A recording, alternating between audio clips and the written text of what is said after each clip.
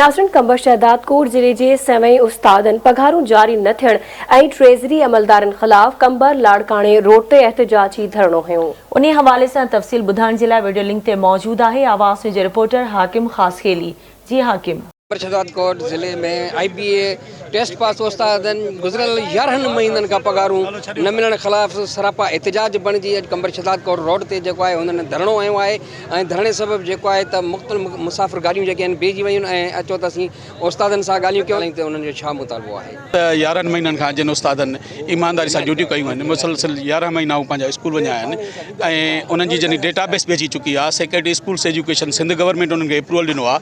उन खां पोइ AG सिंध हिन खे रिसीव कई आहे 4 तारीख़ ते त हीअ 8-10 ॾींहंनि खां जेको नाटक करे पियो उहो सिर्फ़ु रिश्वत जे लाइ करे पियो। जॾहिं असां हिन सां मिलियासीं त हिन चयो त जैकाबाद में और कश्मीर में मुझे एक तनख्वाह पहली वो देते हैं, इधर आपको भी देना पड़ेगी या वरना आप 20,000 एक बंदे पे हमें दें। अफ़सोस जी ॻाल्हि आहे, कंहिं बि आला अमलदार खे जूअं चक नथी पाए।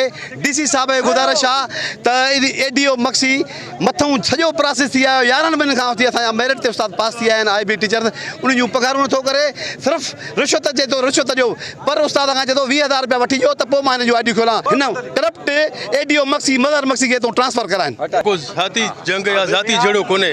असां उस्तादनि जे हक़ जे लाइ निकितासीं। 12 महीना थी विया आहिनि IBA उस्तादनि खे बग़ैर पघार को ड्यूटी कनि था। तालको कुबो सिद्धकार जो हार्ड एरिया आहे, जो काछो ऐं जबल ते उस्ताद पंहिंजे ख़र्च ते बग़ैर पघार को ड्यूटियूं कनि था। अॼु 12 महीना थी विया आहिनि, मज़हर मक्सी पघार ॾियण खां जवाबु ॾेई वेठो आहे। इन जे करे असां अॼु रोडनि ते अची वेठासीं। असां इंशाअल्लाह ताला पघारूं खोलाए पियोसि असां हिते उथंदासीं। भली असांखे ईद जो निमाज़ हिते पढ़णो पए, असां ईद जो निमाज़ बि हिते पढ़ंदासीं। असां हिते उथंदासीं।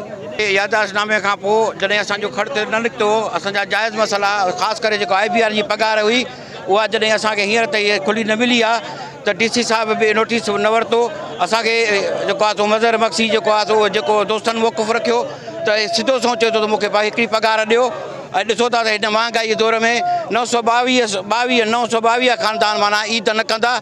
हीउ हिकिड़ो बेरहम रिश्वतखोर ऑफिसर आहे, हिनखे फ़ौरन हटाए ऐं ईद खां अॻु में असांखे पघारियूं ॾिनी वञनि।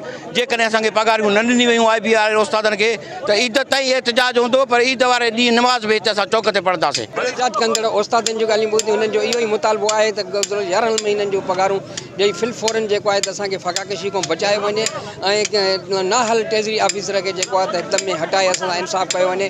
कैमरामैन अकबर चांडियो सां गॾु हाकिम ख़ासखेली, आवाज़ न्यूज़ कंबर।